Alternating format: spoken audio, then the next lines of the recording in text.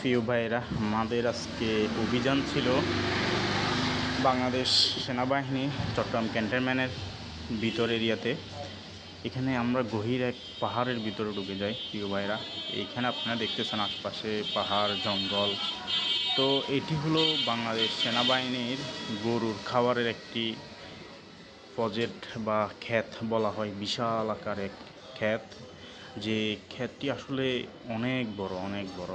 এগুলি বাংলাদেশ সেনাবাহিনী গরুদেরকে খাওয়ায়।